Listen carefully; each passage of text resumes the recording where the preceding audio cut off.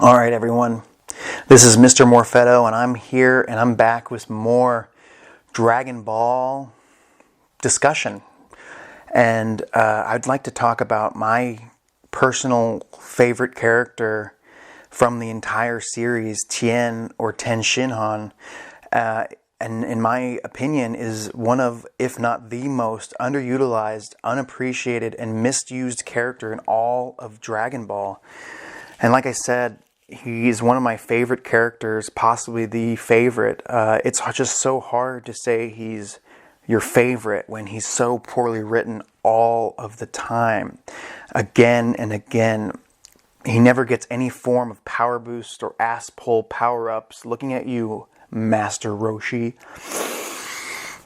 Okay, let me start by just breaking down Tien for you, or Tenshinhan. Tenshinhan debuted in Dragon Ball as one of the first antagonists in the series, and he was the real antagonist. He was a real antagonist, not like Yamcha, who was more of a joke antagonist. Tenshinhan was the first to make the switch from true heel to full-on babyface, and by babyface I mean a hero. Yes, Tenshinhan turned into a damn good hero. His three-eyed design really set him apart from the rest of the Z Fighters at the time. There's so much backstory about his bloodline that the show still hasn't attempted to even show us or talk about. Tenshinhan is the blueprint for guys like Vegeta, Piccolo, and now even Frieza, as guys that started off as heels and turned into heroes in Dragon Ball.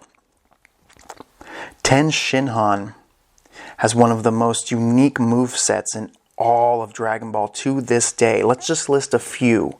He's got the multiform technique, the solar flare, or I believe they call it the Kaioken, the four witches technique, or four supernatural fists, where he bursts out two extra arms from his back of his shoulders. We cannot forget his Dodon Pa. That is only rivaled by the Kamehameha. We can also not forget the Kikoho, or Tri-Beam, one of the best moves in the entire series. One of my personal favorite moves that amplifies a person by hundreds of % of their original power, and by sacrificing a little of your life force. You see, I've read the entire Dragon Ball manga. I've watched the entire show countless times, and I'm just now starting to read the Super manga, but I have finished the Super anime. The one thing through Z that can be said is for Tien is, at least up until the Buu saga, Tenshinhan was there. He was training, even if it was in off screen. They were at least trying. He was at least trying to keep up. He never admitted defeat like Yamcha. He never retired like Krillin or Master Roshi. Master Roshi retired after his fight with Tenshinhan in the 22nd Budokai Tenkaichi tournament. But now, thanks to Dragon Ball Super retcons, you can make the argument that Roshi and Krillin are stronger than Tenshinhan, and that's a travesty. That's a disgrace to a man who is the definition of hard work beats natural talent. I'm not saying Tenshinhan should be stronger than Goku, Frieza, Vegeta, or Jiren. But he should be the strongest human. He should be right behind Gohan, right behind Piccolo, in the pecking order of power in Dragon Ball. So now, with all that said, I want to list some of my favorite moments that Tenshinhan had. His fight with Goku in the 22nd Tenkaichi Budokai tournament in the finals is still one of the best choreographed fights in all of Dragon Ball Z or Super. If you haven't seen Kid Goku versus Tenshinhan, you're really missing out. Please stop this video, go watch it, and thank me later in the comments. It was a time before they had huge ki blasts. It was a multiple huge ki blasts, I would say. More hand-to-hand combat based, more grounded in martial arts. Both fighters had one, maybe two big attacks they had to strategically place in the fight at key points. It's a glorious. Also, spoilers, Goku loses by ring out.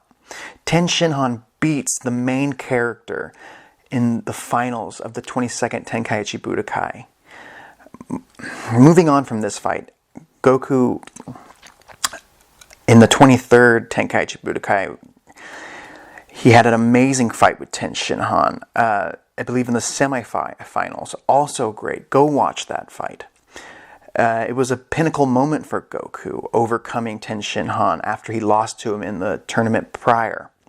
Tenshinhan was at this point set up to be the second babyface in all of Dragon Ball, only second to Goku. That is until Gohan came along and Piccolo turned babyface, which, by the way, I love Piccolo. Also another underutilized character. I'll probably make a video on him soon. Please let me know what you think. Back to the Tenshinhan, though. So during the Saiyan saga, Tenshinhan still got some major shine. He decimated a Cyberman, and most people forget about this because right after, Yamcha gets killed, and Krillin, and with some help from Piccolo, rage kills the rest of the Cybermen, and that still, Tenshinhan kept fighting. He threw his hands with the likes of Nappa for a good while. He loses his best friend Chaozu in a touching moment when Chaozu sacrifices himself. Tenshinhan has a pretty good showing with the beast that is Nappa in this arc. He loses his hand, he throws caution to the wind, and he lands a major one-handed Kikoho, killing himself in the process by using all of his life force and ki from that fight. He gets to train with King Kai in the other world after his death. You know, you would hope that the writers would let him learn a move like the Kaioken or the Spirit Bomb, or maybe something new, or maybe King Kai could have perfected something that Tenshinhan already knew. But at least in a non-canon fight, he gets to beat Berter and Jace 2-on-1, if you want to count that. So from there, he gets resurrected, but he misses all of the Frieza arc. So he gets resurrected, but after that, he doesn't do much. He trains before the androids, but doesn't really show much progress from that. He gets jobbed out by Android 17. He's even told by Piccolo in the manga that he stands no chance and shouldn't even get involved if he can help it. So this all leads up to Tenshinhan's pinnacle moment of all time. One of my top 5 moments of Dragon Ball. He comes in before Cell can absorb Android 18. Right after Cell had defeated Piccolo and 16 back to back, Tien, knowing he's going to die, he comes in and drops countless Kikohos. A move that takes a lot out of you on Cell, holding the much more powerful foe back. It was such a noble act. He did not know Goku would come in and save him with the instant transmission, which in a lot of ways kind of ruined this moment for me. I kind of wish Tenshinhan was killed by Cell there. Then get switched back later after they defeat Cell in the Cell games by the Namekian Dragon Balls, but it would have been an epic moment, him making the ultimate sacrifice. Maybe he could have trained more in the afterlife before they resurrected him. So after this, Tenshinhan really just becomes a spectator. He continues to train off screen, but he isn't even in most of the Buu saga until the very end. I'm not sure what Toriyama's plan was there. They tried to recapture the magic that was the Kikoho barrage or Tri-Beam barrage with Cell. I mean, at least he survived an attack from Buu. That's gotta mean something. But now, in Dragon Ball Super, Tenshinhan has been treated like trash. I I tried to explain to one of my coworkers why I like Tenshinhan as a character, and before I could even say anything, he said, and I quote, "Tien is trash." That horse shit from a casual fan. He does not respect Tenshinhan. This man I talked to at work never even watched OG Dragon Ball.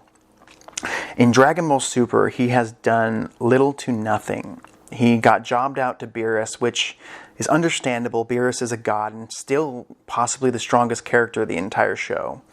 He gets to beat some Frieza fodder soldiers with his signature Kikoho, but that's really it. That's really the only move that he can do now that does any damage. At least that's what he's written to do, is just countless Kikohos. But that's it. In the Universe 6 arc, he is regulated to spectator. I'd rather have them let him fight than them do the whole Majin Buu sleep gimmick. They could have saved Majin Buu falling asleep for the Tournament of Power. Then it wouldn't have been something they did twice. At least he could have gotten in the ring and fought someone like Frost and got beat down. Or maybe show a little bit of shine, holding his own with Frost until he went to his final form and beats him. Then still, just to be included in the Universe 6 tournament would have been great. But don't get me wrong, I was really excited when he was announced to be a part of the Universal Survival Tournament of Power arc. I thought, this is his moment. This is his time to get some kind of ass pull power up. But no, they didn't even bother to give Tenshinhan anything. They actually knocked him down a peg, in my opinion, in a fight with Roshi. He lost quickly and needed Goku to step in. He got a cool gimmick as a martial arts teacher, possibly as a new crane school, I'm not sure. But none of his students are worth a damn. They're all no-name characters, so he couldn't even show off his martial arts teaching ability. I love the idea of Tenshinhan becoming a martial arts teacher, but it needs some work for sure. So after he gets jobbed out to Roshi, Gohan, and Piccolo in this arc, he's in the Tournament of Power, but does absolutely nothing but show off his multi-form attack and his Kikoho to basically eliminate one, maybe two no-name fighters, just to get eliminated in a very awful way. I appreciate that they put Tenshinhan and Krillin in the tournament instead of Goten and Trunks. But if you're not going to give them any development, then you might as well put the undeserving, overpowered Saiyan tag team in the tournament. At least they could do a fusion and have fought Kefla or something. Goten and Trunks are desperately in need of some character development as well. I'm going to tell you really quickly how I would have wrote Tenshinhan in the Tournament of Power without giving him an ass pull power up. Looking at you, Android 17. So he could have been eliminated first. You're hearing me right. Tenshinhan could have been eliminated first before Krillin. This is how I would have done it. Goku could have told the team before the tournament about the trio of danger, mentioning that they are the strongest of their universe. Then Tenshinhan, being the strategic OG Dragon Ball character, would have set his sights on the trio. They have Tenshinhan maybe do a tag team move with Roshi or Goku, or both, fighting the trio. Tenshinhan holds his own with likes of Bergamo or even Basil. Then, when the time comes, he uses his multi-form technique, just like before, to eliminate all three of the trio. But not himself, the real him, not one of the clones, would strategically stay in the ring. He would lose 3/4 of his power by doing this, as they all dive off the ring with one member of the trio of danger each. An epic moment, but also a strategic moment, and smart to eliminate 3 people he was just told by Gohan or Goku as being a threat. Then after his epic moment, you have Frost come in, sneak attack him, just like he does with Krillin. It would have made sense. It would have made Tenshinhan still look strong going out, even though he was first.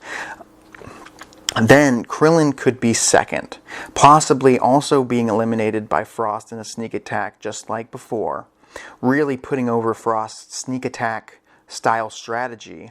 Krillin doesn't have to be first. Tenshinhan eliminates a major opponent in the Trio of Danger in an epic show of strategy and power. Also, like I mentioned, possibly getting a tag team move in with Goku, maybe doing something that would reference something from their fight back in the original Dragon Ball.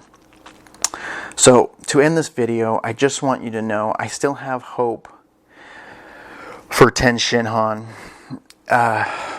But it's small, but it's there. I really think with some good writing, he could really get a power-up and close that gap with him and the Saiyans. Even just give him a new direction, give him a new path. If not, I hope they allow him to retire and just fade away with some dignity. Thank you. Please like, subscribe, comment on this video. I need some feedback. Who do you think is the most underutilized character in Dragon Ball? Tell me what you think of my thoughts. Thank you. This is Mr. Morfetto signing out.